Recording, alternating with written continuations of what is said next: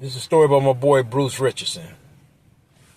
I remember one time somebody had owed him some money. And Bruce, he picked me up, man. We was riding. It was on. The dude had a little dairy store right there on Vermont in between Gage. Damn, he's 65th. It had to be 63rd in Vermont, in between Gage. It was a little store there, a little dairy. Little store, that was a store. And the dude owed Bruce for 2 kilos. And some of Bruce's workers really wanted to do something real, decent to do. And Bruce was a good dude, man. Bruce didn't want to, he didn't want to have no parts of it, man. He said leave it alone. But that's the kind of dude Bruce was, man. He wasn't no sucker. He wasn't no punk.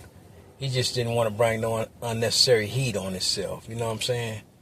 And it was going to be ugly, but he didn't want to bring that unnecessary heat on himself, man. And this is another story about Bruce, man.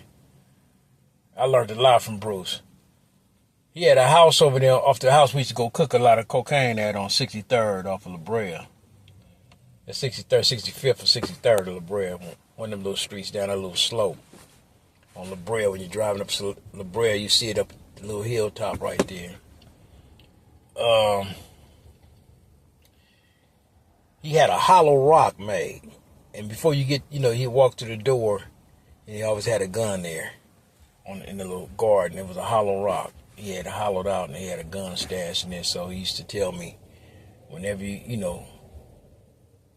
at your house or something, always keep a gun in the front yard. You know what I'm saying? When you come home, you can get to a gun quick when you open the car door.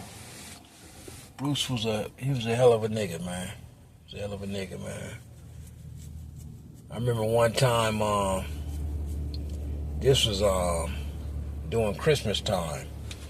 Bruce bought all the old people in this neighborhood brand new color TVs, man. Both sides of the streets, he bought them brand new color TVs. For a Christmas gift. The old people that had wheelchairs, he had ramps built on their porches, you know what I'm saying, for they can get out their house and ride up a ramp.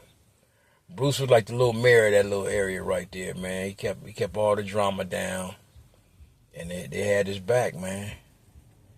And that house over there on 65th Street, man, I'm gonna say, man, in the 80s, hundreds and hundreds of $1 million came out of that house, man. Hundreds and hundreds of millions.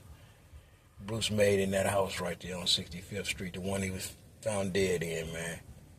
He made millions out that house right there, man.